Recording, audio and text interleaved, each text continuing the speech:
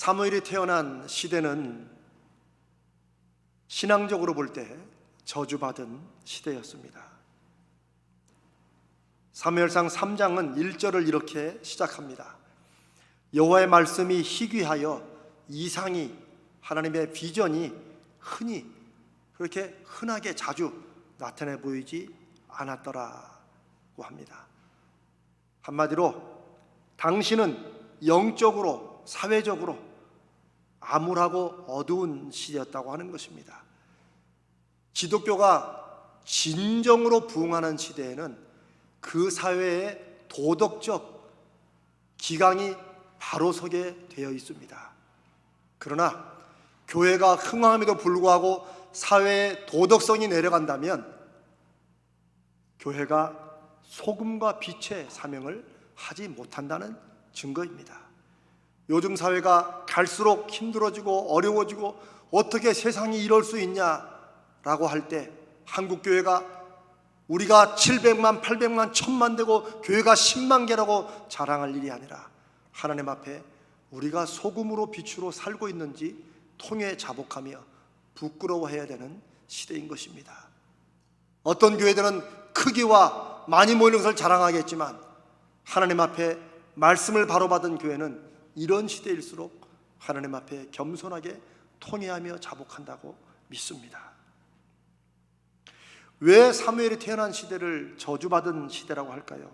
선지자 아모스의 말처럼 이스라엘에게 주시는 하나님의 말씀이 없는 것이 바로 하나님의 저주이기 때문입니다. 왜 하나님께서 말씀을 주시지 않을까요? 간단합니다. 하나님의 말씀을 들을 사람이 없었기 때문입니다. 무엇보다도 이스라엘의 영적 상황과 신앙을 책임진 제사장 엘리가 하나님과의 관계가 끊어지고 영적 감각을 상실했기 때문입니다. 사무엘상 1장부터 2장까지 그 내용이 나오는데 그걸 간단하게 사건들을 종합해 보면 엘리가 얼마나 제사장이면서도, 요즘으로 말하면 대표하는 목사이면서도 하나님과의 교통이 전혀 없는 사람인지 기록되어 있습니다. 그 한 예가 엘리는 하나님의 사람 한나가 하나님 앞에 간절히 기도하는 장면을 보고 엘리는 뭐라 그랬습니까? 술 취했다고, 술 끊으라고 그렇게 얘기를 했습니다. 세상에 제사장이, 목사가, 성도가 기도하는 것과 술 주정하는 것을 구분 못한다면 이 사람이 얼마나 기도를 안 한 사람인지 알 수 있지 않습니까? 이보다 더 큰 문제는 엘리의 영적 무감각이 자녀들의 문제에서도 나타난다고 하는 것입니다. 엘리의 두 아들 홈니와 비나스도 아버지와 함께 당시에 제사장 직분을 맡고 있었습니다. 그런데 이들은 하나님께 드리는 제사를 망치고 멸시하고 있었습니다. 하나님 앞에 번제를 드리면 태워 드리기 전에 먼저 그 중에 가장 좋은 살코기는 자기들이 먼저 떼갔습니다. 세상에 말할 수 없는 일들이 홈리와 비느하스에 의해서 자행되고 있었습니다. 제사를 수종드는 여인들과 동침하고 음란한 짓을 하기를 서슴지 않았습니다. 한 번, 두 번의 실수가 아닙니다. 오늘 한국교회 목사들, 저를 포함한 목사들이 우리는 그렇지 않은지 통렬하게 돌아봐야 됩니다. 목사들 때문에 저렇게 믿을 바에야 교회는 왜 믿나, 교회는 왜 가나 하는 소리가 들려오는 시대에 목사들이 내 교회가 부흥하고 내 교회에 문제가 없다고 하는 것으로 하나님이 영광 받으신다고 생각하면 엘리 시대와 다를 바가 없는 것입니다. 당시에 하나님께 나아갈 수 있는 유일한 길이었던 제사를 멸시하는 것은 우리 주님이 말씀하신 대로 당시에 바리새인과 서기관과 제사장들이 하는 것을 보고 주님이 뭐라고 말씀하셨습니까? 자기도 하나님 나라에 들어가지 않고 다른 사람도 들어가지 못하게 문을 막고 있다고 엄청난 말씀을 하셨습니다. 오늘날 목사들은 그렇지 않습니까? 이재명 목사는 그렇지 않습니까? 저는 그렇게 되지 않으려고 하나님 앞에 저 자신을 늘 돌아봅니다. 교회 지도자로 부름받은 사람들도 우리의 모습으로 혹 다른 사람들이 하나님에 대해서, 믿음에 대해서 실망하지 않을지 우리는 돌아봐야 되는 것입니다. 아버지 이전에 제사장이었던 엘리는 이런 사실을 여러 번 듣고 이미 알았으면서도 이 아들들을 막지 못했습니다. 말로는 아들들의 죄가 크다고 꾸짖었지만 말뿐이었고 자식들은 악행을 계속했습니다. 얼마나 아버지의 권위가 없었으면, 그리고 아버지가 하는 것이나 자기들이 하는 것이나 큰 차이가 없었기 때문에 그랬을 수도 있습니다. 엘리는 직분만 영적 책임을 가진 제사장이었지 실제로는 자식들의 악행에 대해서 말밖에 할 수 없는 정도의 인물이었고, 그나마 말의 권위도 영향력도 없는 그런 사람이었습니다. 또한 엘리는 하나님의 말씀을 들을 영적인 사람이 못 되었습니다.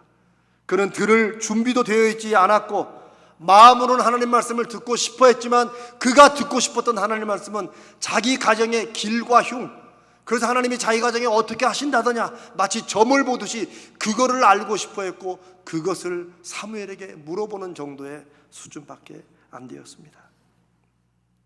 시대를 바라보는 하나님의 마음이 어떤지, 자기는 제사장으로서 이 시대를 어떻게 바라봐야 되는지, 하나님의 음성은 무엇인지를 자기 스스로 구하지도 않고 찾지도 않았던 그런 사람이었습니다. 그래서 암흑시대요 저주받은 시대였던 것입니다. 하나님이 말씀하지 않으셨습니다. 왜요?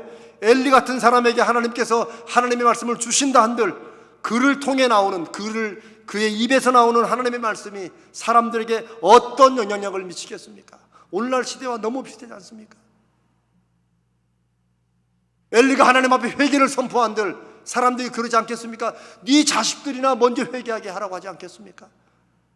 오늘 저는 이 말씀을 나누면서 하나님, 제가 이 말씀을 전하기에 부족한 걸 아시기 때문에 성령님이 붙들어 주시라고 저는 기도하는 마음으로 한 시대에 그리스도로 살아가는 저와 여러분이 하나님 앞에 이런 시대에 교회의 권위가 땅에 떨어지고 하나님이 멸시받는 시대에 우리는 어떻게 해야 될지를 말씀 앞에 듣고자 이 말씀을 나누는 것입니다.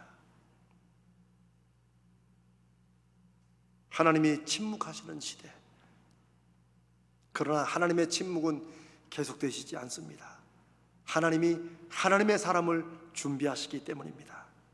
하나님은 일하시며 준비하시며 스스로 하나님의 때를 기다리십니다.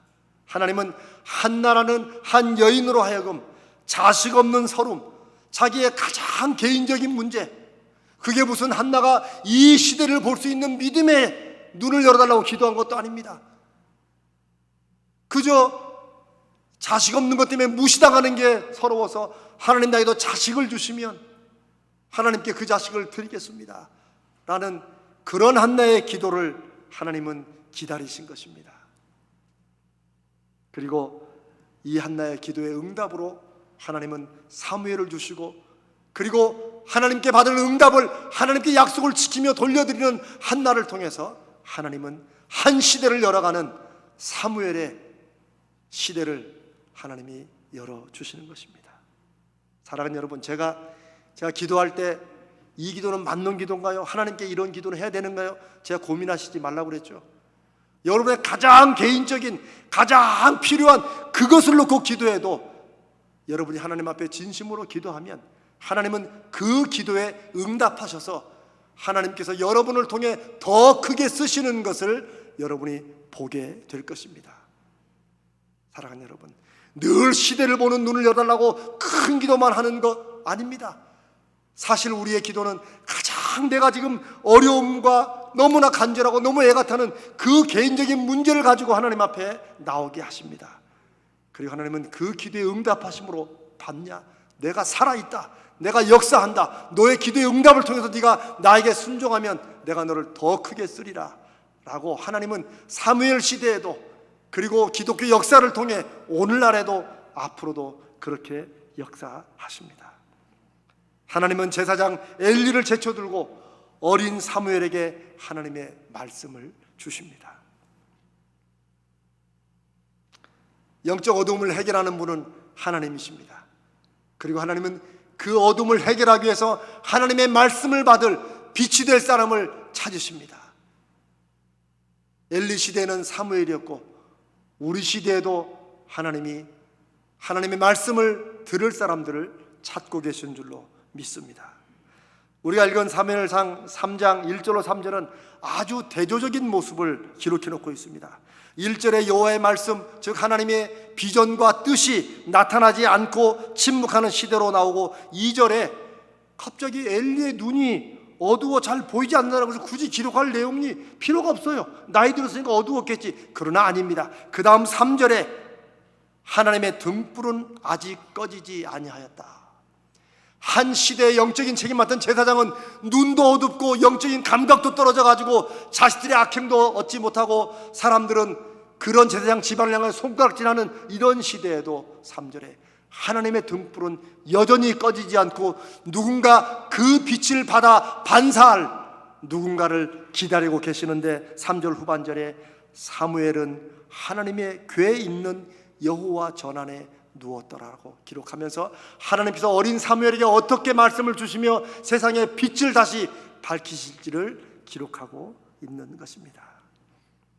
이러한 여호와의 부름에 어린 사무엘은 주여 말씀하옵소서, 주의 종이 듣겠나이다.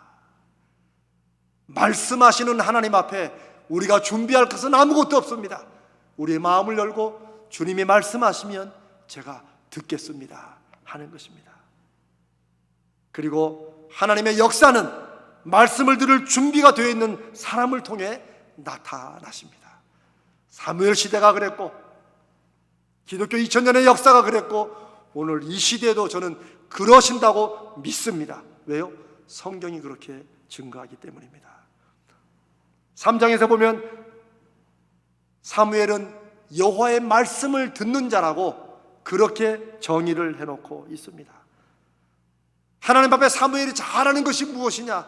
하나님의 말씀을 듣는 것입니다.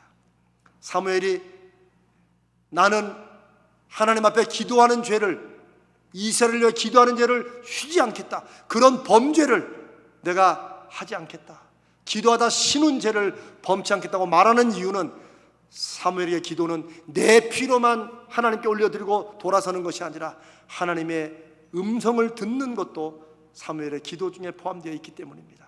하나님께 시대의 필요를 아뢰고 하나님의 음성을 듣는 이런 사무엘이 오늘 이 시대에도 필요합니다. 훗날 사무엘은 사무엘상 15장 22절에 사울 왕에게 이렇게 말합니다. 순종하는 것이 제사 드리는 것보다 낫고 하나님의 말씀을 듣는 것이 수양의 기름보다, 제사 드릴 때 가장 좋은 숫양의 기름을 드리는 것보다 하나님의 말씀을 듣는 것이 더 낫다고, 자신은 하나님의 말씀을 듣는 사람이라는 것을 간접적으로 다시 한번 말씀하고 있습니다. 하나님의 말씀을 듣는 사람이 이 시대에도 필요하고 하나님은 찾고 계십니다. 오늘날 우리는 어떻게 말씀을 듣습니까? 여러 길이 있습니다. 여러분이 기도하는 중에도, 아까 우리가 찬양을 함께 부르는 중에도, 여러분 말씀을 읽는 중에도, 그러나 교회는 설교를 통해서 하나님의 말씀을 듣습니다. 설교만이 하나님 말씀을 드리는 통로는 아니지만 하나님은 교회를 주님을 통해 그것을 위해 세우셨습니다. 그러나 여러분, 설교가 바로 하나님의 말씀은 아닙니다. 제가 설교를 준비해서 여러분께 전하지만 지금 이 말이 제가 하나님 말씀을 여러분에게 대변하고 있다고 하는 것이 아닙니다. 설교는 여러분들이 하나님의 말씀으로 믿음으로 듣고 받을 때에 그때 하나님의 음성이 여러분 가운데 들려지는 것입니다. 설교는 하나님의 말씀을 듣는 하나의 길과 수단이 됩니다. 하나님께서 그렇게 교회의 영적 기초를 세우셨기 때문입니다. 예수님이 그걸 위해 교회를 세우셨고, 주님이 모일 때마다 하나님의 말씀을 나누셨고, 그리고 12사도가 그렇게 했고, 2000년간의 교회가 그렇게 예배 중에 모일 때마다 하나님의 말씀, 주님은 어떤 분이셨다, 주님이 어떤 말씀을 하셨다, 말씀을 나눔으로 그 음성을 통해 주님의 음성, 하나님의 말씀을 들었던 것입니다. 설교, 참 한국교회에서 신앙에 가장 중요하게 생각하면서도 동시에 가장 잘못 오해되고 있는 것이 바로 이 설교입니다. 옛날에 목사와 장로님 사이에 갈등이 있었다고 합니다. 그래서 그 교회는 예배를 마치고 나오면 이제 목사님이 이렇게 성도들과 인사할 거 아닙니까? 그러면 그 장로님이 항상 인사할 때마다 악수를 하면서 그랬더랍니다. 목사님, 오늘도 설교 죽수셨습니다. 그러면 그 목사님은 조용히 그냥 듣고나 있지. 이 목사님은 늘 이렇게 또 대답했답니다. 장로님이 어려서 죽을 준비한 것입니다. 여러분, 이게 그냥 우스갯소리가 아니고 실제 교회에서 있었던 얘기들이에요. 두 사람 다 하나님의 말씀을 함부로 여기는 것은 마찬가지입니다. 만약 이런 교회가 하나님 말씀을 이런 식으로 성도들을, 어떤 성도를 공격하기 위해서 말씀을 하고 또 그 성도는 또 그게 듣기 싫어가지고 죽었다고 하고, 이런 교회가 만약에 큰 건물을 가지고 있고 성도들이 많이 모이고 유명한 교회가 된다면 그런 시대가 바로 엘리 제사장의 시대, 그런 시대가 한국교회의 불행이요 비극이 되는 것입니다. 하나님이 역사하는 교회, 말씀에 선 복음적 교회는 주일 예배 순서에서 가장 중요한 순서 중에 하나, 다 빼먹어도 빠질 수 없는 순서가 바로 설교입니다. 왜요? 교회는 주님이 세우실 때부터 하나님의 말씀을 함께 듣고 나누는 그런 말씀의 공동체이기 때문입니다. 교회가 말씀의 공동체인 까닭은 예수님이 하나님의 말씀을 전하시고 나누시기 위해서 이 세상에 오셨고 죽으시고 부활하셨고 그리고 주님의 교회를 세우셨기 때문입니다. 그래서 초대교회 사도들은 처음부터 교회를 예수님의 말씀을 나누고 증거하는 모임으로 이끌어왔고, 그런 순서들이 점점 더해지면서 오늘날에 우리가 드리는 예배가 이렇게 순서가 정해져 있는 것입니다. 예배 순서는 교회마다 다를 수 있습니다. 그러나 하나님의 말씀을 나누는 시간만큼은 빠질 수가 없는 것입니다. 성령 하나님은 이런 말씀과 기도를 통해 교회 성도들에게 역사하고 계십니다. 하나님의 말씀을 통해 우리를 이 세상에 인도하십니다.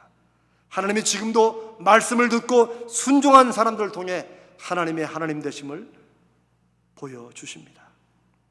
하나님의 말씀과 능력과 역사를 설명할 때 한국교회에서 가장 많이 인용하는 구절 중에 하나가 히브리서 4장 12절입니다. 여러분도 기억나실 것입니다. 하나님의 말씀은 살아있고 운동력이 있어 좌우에 날이 선 어떤 검보다도 예리하여 혼과 영과 및 관절과 골수를 찔러 쪼개기까지 하며 또 마음의 생각과 뜻을 감찰하나니. 근데 제가 오늘 이 말씀을 나눈 이유는, 저도 어렸을 때부터 이 말씀을 많이 들었는데 이 말씀을 할 때마다 꼭 이런 얘기를 하곤 합니다. 어떤 목사님이나 부흥사가 설교를 하고 나면 우리 이제 어른들이 앉아가지고, 그 목사님 말씀 잘 쪼개. 어쩜 그렇게 말씀을 잘 쪼개나. 그래서 저는 진짜 그게 말씀을 이렇게 쪼개는 건 줄 알았어요, 오랜 동안. 그런데 여러분, 목사가 설교를 분석한다고 해서 그게 말씀을 쪼개는 게 아닙니다. 어떻게 감히 목사가 하나님 말씀을 쪼갭니까? 이 성경 구절에 제가 방금 읽은 대로 보십시오. 하나님의 말씀이 우리의 혼과 영과 골수를 쪼개는 것입니다. 아멘.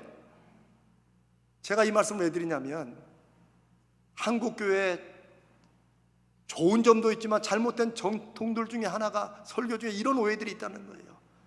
우리의 심령이 쪼개져야 하나님 말씀이 역사하는 거지, 목사가 설교를 잘 쪼개서 말씀을 잘 쪼개서 전하는 게 아니라는 것입니다.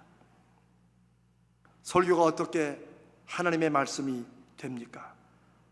먼저는 말씀을 전하는 사람이, 목사가 성령 앞에, 하나님 앞에 진실한 마음으로 두렵고 떨림으로 성령의 역사 가운데 전할 때입니다.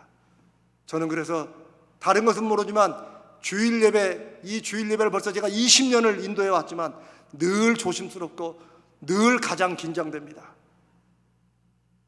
여러분, 제가 주일날 예배 마치고, 일부 예배 마치고 제가 여러분과 잠깐 인사하고 제가 방에 있죠. 우리 방에 꿀 발라놔서 제가 목양실에 들어가 있는 거 아닙니다. 어떤 분들은 목사님 좀 나와서 좀 같이 좀 이렇게 좀 얘기 좀 하면 얼마나 좋을까. 아닙니다. 저는 그때 또 2부에 하나님, 제가 이 예배를 인도할 수 있도록 하나님 힘 주시고, 제가 혹시라도 하나님 말씀을 잘못 전하지 않도록 해달라고 제가 조용히 기도하고 있습니다. 그냥 눈 감고 조용히 기도하고 있는 거예요. 제가 신령해서가 아니라 저는 평생에 하나님 말씀에 대한 부담이 그렇게 있습니다. 설교가 하나님 말씀이 되는 때는 또 한 가지, 동시에 말씀을 듣는 사람들이 진실한 마음으로 성령의 음성을 갈망하며 들을 때입니다. 설교가 다 하나님 말씀은 아닐 수 있습니다. 그러나 여러분들이 어느 순간에 어떤 말씀이 내 마음에 다가올 때, 내 마음을 칠 때, 내 마음을 괴롭힐 때, 내 마음에 위로와 힘을 줄 때, 이 목사님 설교 참 좋네가 아니라 하나님께서 나에게 이 말씀에 위로를 하시는구나 라고 받아들이면 성령이 그 순간 그 성도에게 말씀하시는 것이 분명합니다. 이게 2000년의 교회를 통해 나타나고 역사하는 설교가 어떻게 하나님 말씀이 되는가에 대한 분명한 증거고, 또 말씀 위에 서 있는 교회들은 그렇게 믿고 진행합니다. 문제는 오늘날 그게 많이 무너졌다는 것입니다. 하나님 말씀이 어느 때 임합니까? 말씀을 대하는 자세, 이 자세가 어떠냐에 따라서, 우리의 내적 자세가 어떠냐에 따라서 하나님 말씀이 될 수도 있고 아니면 그렇지 않고 다른 인간의 말, 설교로 끝나게 된다는 것입니다. 오래전에, 이거 뭐 얘기입니다. 오래전에 어떤 왕국이 악한 나라로부터 침략을 받아가지고 왕자에서 왕이 쫓겨나고 백성들은 도탄에 빠졌답니다. 왕이 이 백성을 구하려고 이 침략자들을 물리칠 계획을 짰는데, 그게 계획이라는 게 대단한 게 아니고 왕의 책이라고 이름 붙인 책을 한 권 만들어서 전국에 배포하는 것이었답니다. 그게 무슨 힘이 되겠냐 해서 침략자들은 그거 신경도 안 썼답니다. 그런데 이상하게도 그 책을 읽은 왕의 백성들은 아무렇지도 않고 이상도 없고 말짱한데, 그 침략한 나라들의 왕부로부터 관리들과 백성들은 그 책을 보면 다 죽어나가는 거예요. 그 이유가 뭔 줄 아십니까? 왕이 그 책에다가 페이지마다 독을 발라놨답니다. 이 왕은 알고 있었던 거예요. 왕의 말씀이라고 쓰여진 책은 그 나라 백성들은 함부로 침 발라서 넘기지 않고 물을 찍어서 발라 넘겼는데, 그런 걸 무시하는 사람들은 침 척척 발라가지고 넘기다가 독을 먹고 다 죽었다는 얘기입니다. 뭐 그냥 옛날 얘기예요. 하지만 만약에 이런 책이 하나님의 말씀으로 우리에게 주어질 때 우리는 어떻게 받을 것인가 하는 것을 돌아볼 만한 그런 얘기입니다. 왜냐하면 한국에서 지금 이와 비슷한 일들이 저는 일어난다고 그렇게 생각하기 때문입니다. 한국은 인터넷 강국입니다. 어디서나 와이파이가 터지고 초고속 인터넷이 깔려 있습니다. 그래서 우리는 처음에 그랬습니다. 이 온라인을 통해서 앞으로 복음도 전하고 또 여러 사람들이 좋은 것들로 많이 만들 것이라고 기대했지만, 유독히 한국의 온라인은, 거기 있는 사이트들은, 홈페이지들은 90% 이상이 음란 동영상과 도박 사이트라는 걸 아십니까? 그래도 우리 성도들은 좋은 곳만 들어가니까 이렇게 온라인에 좋은 것이 많다고 하지만 전체 통계는 그렇게 잡혀 있습니다. 비슷한 현상이 한국 기독교에도 이미 오래전부터 나타나고 있습니다. 여러분 기억하십니까? 몇십 년 전에 TV를 통해서 방송 설교가 나오기 시작할 때, 저 어렸을 때 그 어른들이 말씀을 들었어요. 이제는 TV를 통해서 복음을 전하게 된다고 기독교 방송이 세워지고 극동 방송 세워지고 동양 방송 세워지고 막 설교가 방송을 통해 나갈 때, 라디오나 TV를 통해 나갈 때 너무너무 좋아했습니다. 칼라 TV로 바뀔 때는 목사님들이 칼라로 나와서 복음을 전한다고 너무 복음이 잘 전해질 거라고. 그래서 교회들마다 그런 기독방송 채널에 선교비 명목으로 헌금을 냈습니다. 복음을 전파하기 위해서. 그러나 여러분, 지금 우리가 다 알고 있잖아요. 이게 어떻게 되고 있습니까? 교회의 광고가 되고 있습니다. 우리 교회 목사님이 설교를 이렇게 잘한다, 우리 교회로 와라 하는 광고가 이미 되어버린 지가 오래 아닙니까? 작은 교회들은 자기들은 말씀을 전할 그런 뭐 능력이 없어 말씀을 못 전하겠습니까? 돈이 없어서 기독교 방송에 헌금을 못 줘서, 돈을 못 줘서 설교를 못 내보내는 거예요. 그리고 그때로부터 언제부터인지 이제 성도들은 리모컨을 딱 들고 이 방송 저 방송 듣다가 아이고 이 설교 좀 지루하면 다음 대로 탁 넘어가고 하나님 말씀을 듣는 것입니까? 아유 어떤 목사님 설교님이 참 좋아. 아유 그 목사님은 또 왜 그런지 모르겠어. 언제부터 설교가 좋은지 잘하는지 자기 마음에 맞는지 그런 것을 판단하는 한국교회가 되어 있습니다. 이런 시대가 엘리와 같은 불행한 시대입니다. 사랑하는 여러분, 물이 넘치는 것을 홍수라고 합니다.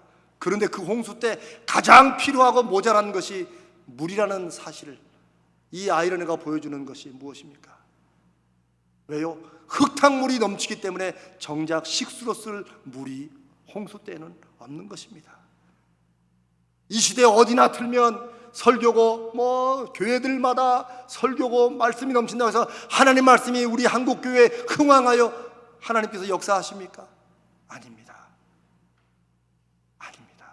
오히려 하나님이 말씀하시지 않는 시대는 아닌지 부족한 저부터 그래도 이 시대를 하나님의 말씀 앞에 하나님의 살아계심과 역사하심을 믿는 성도들은 우리가 정말 하나님 말씀을 듣고 있는지 하나님이 우리에게 말씀하시는지를 진지하게 돌아보고 한국교회를 위해서 우리 교회를 위해서 우리의 믿음을 위해서 하나님 나라와 의를 위해서 우리가 회개하고 자복하고 엎드려야 될 시대라고 저는 믿습니다. 그게 우리 가자절교회가 60년 되는 이 시대에 하나님 앞에 새롭게 결단해야 될 것이라고 저는 확신합니다. 하나님은 말씀을 통해 역사하는 분이시고 일하는 분이시고 우리를 인도해 가시는 분이십니다. 그리고 말씀을 듣고 믿고 순종하는 사람들 통해서 말씀의 열매와 역사를 맺으시는 분입니다. 그리고 그것을 위해 사용하시는 방법이 바로 설교입니다. 저는 그래서 제 목회에서 설교를 정말 중요하게 생각합니다. 저는 기도를 잘하거나 뭐 막 하루에 막 몇 시간씩 하는 그런 목사는 못 됩니다. 그러나 저는 기도하는 게 너무나도 중요합니다. 왜냐하면 하나님이 역사하시지 않고는 제가 이 목회를 감당할 수 없음을 너무나도 잘 알기 때문입니다. 저에게는 설교가 잘하느냐 못하느냐의 문제가 아닙니다. 저도 인간적으로 설교 잘하고 싶죠. 설교 못하고 싶은 목사가 어디 있겠습니까? 저도 여러분들이 우리 목사님 설교 너무 좋다고 하면 저도 은근히 기분 좋지만 저는 거기에 초점을 두려고 하지 않습니다. 오히려 제가 하나님 앞에서 내가 정말 하나님의 말씀을 내가 대변하고 있는지, 내 말씀을 통해 설교를 통해 하나님의 뜻과 성경에서 말씀하시는 하나님의 음성이 성도들에게 위로가 되고 힘이 되고 때로는 도전이 되고 회개할 말씀이 되는지를 돌아보는 것이 그게 제가 맡은 사명이라고 믿기 때문입니다. 제가 벌써 20년도 훨씬 넘었습니다. 제가 미국에서 처음 담임 목회를 할 때입니다. 그때 성도들이 한 30명인가 모였는데 그때 당시 교회에 장로님이 한 분이셨습니다. 그런데 그 장로님이 그러니까 교회를 이제 막 이렇게 막 부흥시켜보겠다. 얼마나 이 장로님이 성도들의 신경을 많이 쓰시겠어요. 근데 그 성도 중에 한 분이 종종 이 목사님 설교가 듣기 힘들다고 이렇게 불평을 했는가 봐요. 그러니까 이 장로님이 그게 너무나 신경을 쓰였는지 한 번은 한국을 이제 방문하고 오시는 길에 저한테 선물이라고 이렇게 주시더라고요. 제가 이름 되면 알만한 유명한 목사님의 평생의 설교를 CD로 한 박스를 가지고 왔어요. 그러면서 그분이 하는 말이 목사님 다음 주부터 이 설교 중에 하나를 뽑아서 설교하시면 좋겠습니다. 유명한 목사님 설교니 누구나 다 좋아하지 않겠습니까? 여러분 제가 어떻게 했을까요? 했을까요? 안 했을까요? 이분은 대답을 안 하시네. 일부는 안 했다고 그러더라고요. 아닙니다. 저는 합니다. 했습니다. 여러분 지난 1년 동안 저를 이제 코로나 때문에 잘 못 보셔가지고 이 목사님은 뭔가 하나 따면 추진력이 세 그러지만 아닙니다. 저는 여기 속에서 100번은 망설이다가 하는 겁니다. 제가 그 장로님이 주길래 제가 정말 교회를 위해서 성도를 위해서 끝나면 내가 하겠다고 그 설교를 받아가지고 설교지가 CD를 들어가면서 제가 설교를 찾아내서 그대로 달달달 외워서 제가 2주인가 3주인가를 했습니다. 저는 너무나도 힘들었어요. 이렇게 앞으로 평생 계속한다면 저는 차라리 목회를 그만두는 게 낫겠다고 생각했어요. 그래서 제가 그 장로님께, 장로님 이건 도저히 안 되겠습니다. 이건 아닌 것 같습니다. 했더니 그 장로님이 뭐라 그런 줄 아세요? 하긴 목사님 그 성도가 요즘 이 목사님 설교가 더 문제라고 얘기한다고. 이거 참, 여러분 지금 웃지만 저는 그때 정말 정말 가슴 아픈 일들이 이 이민교회에서 목회 개척하면서 하느라고 참 제가 별별 일도 참 다 겪었습니다. 그러나 저는 그 후로 저는 제 가슴에서 진심으로 나오지 않는 설교는 하지 않기로 결심하고 또 그렇게 하지 않습니다. 때로는 어떤 설교가 여러분 마음을 힘들게 하고 듣기 싫을 때도 있겠지만 저는 여러분의 귀에 듣기 좋으라고 준비하는 게 아니고 귀하면 여러분에게 힘이 되고 위로가 되는 말씀을 준비하지만 때로는 그 말씀이 여러분에게 안 맞을 때도 있을 거예요. 제가 왜 여러분들을 생각지 않겠습니까? 그러나 제가 여러분 귀에만 좋으라고 설교를 준비한다면 저는 아마 얼마 못하고 아마 못하게 될 겁니다. 저의 진심은 그것입니다. 어떻게 하나님 말씀을 증거하면서도 성도들이 이 말씀을 잘 듣고 때로는 위로받고 힘을 얻을 것인가? 그러나 만약에 이 목사의 스타일이 마음에 안 들고 내용이 마음에 안 들면 그거는 제가 어떻게 다 맞출 수 있겠습니까? 그러나 만약 여러분들이 생각하실 때 이 목사님 설교가 이 성경적이 아닌 것 같아, 그런 분들은 100번 1000번 오십시오. 제가 반드시 회개하고 제 말씀 중에 무엇이 설교 중에 잘못되었는지 성경을 제가 다시 보고 다시 연구하겠습니다. 저는 그런 확신은 있습니다. 모든 성도가 다 좋아하는 설교는 아닐 수 있어도 그러나 하나님의 말씀만큼은, 성경에서 분명한 말씀만큼은 나는 전한다 하는 것입니다. 그래서 저는 제 나름으로 제가 설교에서 그냥 저 혼자입니다. 제가 중요하게 여기는 3가지가 있습니다. 하나는 성경 말씀의 핵심을 분명히 잡는다는 것입니다. 제가 때로는 유머도 하고 이런저런 여러분 마음을 좀 이렇게 모으려고 유머도 하고 제 얘기도 하지만 그러나 항상 그게 그 설교와 연결되지 않으면 저는 아무리 재밌다고 아무리 감동적이다고 예화 쓰지 않습니다. 그 성경의 핵심을 전하기 위해서 맞을 때 씁니다. 왜냐하면 설교가 세상적으로 좋은 얘기로 끝나지 않도록 하기 위해서입니다. 한국교회의 말씀 중심 설교에 대한 오해가 많습니다. 아마 여러분도 무슨 말씀인지 아실 거예요. 어떤 목사가 설교 중에 성경 구절을 많이 인용하면 한마디 하고 마태복음 몇 장에서 이렇게 말씀하고 요한복음 이렇게 말씀하시고 요한계시 이렇게 말씀하시고 계속 성경 구절을 막 읽어대면 성도들이 그럽니다. 야, 저 목사님은 딴소리 하나도 안 하고 다 하나님의 말씀만 얘기한다고. 맞죠? 하나님 말씀만 얘기하죠. 그러나 그것은 진정한 설교가 아닙니다. 여러분, 이단들도 성경 구절을 얼마나 많이 인용합니까? 신천지에 빠진 사람들 전혀 딴 말로 빠져가는 것 같습니다. 아닙니다. 다 요한계시록 다니엘서 성경 구절 가지고 다 넘어뜨립니다. 목사가 얼마든지 성경 구절 가지고 자기 욕심과 자기의 이걸 가리려고 변명하는 식으로도 이용할 수 있습니다. 말씀 중심의 설교는 정말 기록된 말씀과 오늘 시대 성령을 통해 주시는 말씀이 우리 성도들에게 무슨 의미가 있고 하나님은 어떤 뜻이 되는가가 연결될 때 그것이 말씀 중심의 설교지, 성경 구절을 몇 개를 인용한다고 그게 말씀 중심이 아니라는 것입니다. 저는 우리 가자제일교회는 좀 적어도 그런 면에서는 수준 있는 교회가 되신다고 믿습니다. 좀 웃으세요. 여러분, 저도 하나님 앞에 늘 회개하고 바로 서려고 노력하는 부족한 목사 중에 하나입니다. 저는 어느 특정한 교회를 뭐라고 하는 것이 아니라 이 시대의 한국 교회를 우리가 같이 돌아보자는 것입니다. 자식에게 교회를 물려주기 위해서 어떤 목사들이 쓰는 구절이 뭔 줄 여러분 아시잖아요. 다윗이 솔로몬에게 왕위를 물려주는 것을 이렇게 하나님께서 목사의 아들을 통해서 교회를 하게 하셨다고, 이게 하나님 말씀을 인용한다고 하나님의 말씀이고 성경적입니까? 헌금을 맘대로 쓰고 자기 멋대로 목회하다가 목사가 성도의 잘못을 지적당하면 많이 쓰는 구절이 저 출애굽기에 미리암이 모세를 원망했다가 나병 드는 거, 여러분 그 얘기 들어보셨죠? 주의 종을 함부로 뭐라고 한다고. 여러분, 저만 주의 종이 아니고 여러분들도 주의 종임을 확신하시기 바랍니다. 저는 교회에서 움직이는 주의 종에 불과하지만 여러분들은 하나님의 말씀으로 세상을 믿음으로 정복해야 될 주의 종인 것을 여러분이 확신해야 됩니다.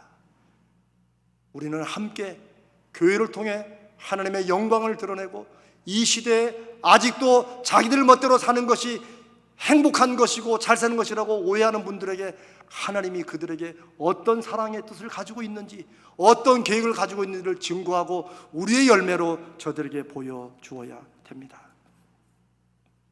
제가 설교에서 또 중요하게 생각하는 두 번째는, 설교의 내용 중에 저는 할 수 있으면 저의 간증과 신앙 고백이 드러나도록 합니다. 어떤 분은 제가 이 목사님 왜 저렇게 자기 얘기를 많이 하는데, 저는 제 얘기를 하는 것이 아닙니다. 여러분 솔직히 아마 저만큼 제가 얼마나 실수했고 잘못했는지를 말하는 목사도, 더군다나 설교에서 말하는 목사도 없을 것입니다.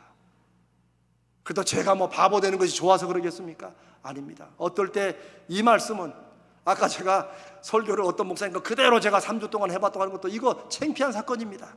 얼마나 목회를 못했으면 초창기에 그런 일을 겪겠습니까? 그러나 저는 성령 앞에 진실되게 하나님께는 내 추하고 부족한 것이라도 그걸 통해서 성도에게 나누게 하시고 하나님의 음성이 들려줄 수 있는 길이 된다면 저는 전혀 개의치 않습니다. 저는 오히려 믿음의 역사는 하나님의 말씀에 부딪혀 내가 삶에 일어나는 간증이 있을 때 믿음이 역사한다고 믿습니다. 그래서 저는 제 삶의 간증을 나누는 것입니다. 저는 여러분이 그렇게 애쓰고 힘쓰고 수고하고 노력하는 그 일 속에서 하나님을 만나는 간증이 있기를 바랍니다. 간증이 넘치는 교회가 바로 여호와 삼마의 교회가 되는 것입니다. 세 번째로 저는 설교에 저의 가진 세 번째 원칙은 가급적 쉽게 하자는 것입니다. 쉽게 하자. 그래서 저는 정말 웬만하면 헬라어, 히브리어 이런 거 인용 안 합니다. 왜냐하면 들어도 잘 모르시고 또 들어도 금방 잊어버립니다. 물론 어떨 때 너무 필요할 때는 쓰기도 하지만 옛날에는 정말 무슨 적 이래가지고 막 쫙 어느 학자는 이렇게 말하고, 옛날에 또 그런 설교가 또 많았어요. 어떤 분들은 그래서 어렵게 설교하는 것이 은혜롭다고 생각하는 분도 있습니다. 그러나 저는 이해가 안 되는데 어떻게 은혜로울지 참 신비라고 생각은 합니다만은, 저는 웬만하면 그래도 설교를 설령 안 받아들일지라도 마음으로 적어도 이해를 못하는 일은 없도록 하는 것이 제가 설교를 준비할 때 전달되도록, 이해되도록 하는 설교가 제 세 번째 설교의 핵심입니다. 사랑하는 여러분, 제가 이렇게 하는 이유는 우리 가자절교가 지난 60년 동안 하나님의 말씀으로 든든히 서왔음을 믿기 때문입니다.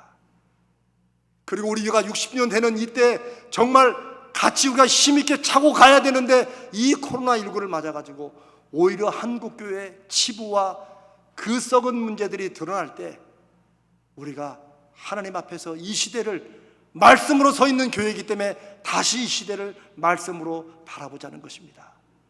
그리고 다시 새로운 60년을 바라본다고 하면 우리 교회는 말씀을 듣고 말씀을 나누고 전하는 교회로 가야 된다고 이 말씀을 나누는 것입니다.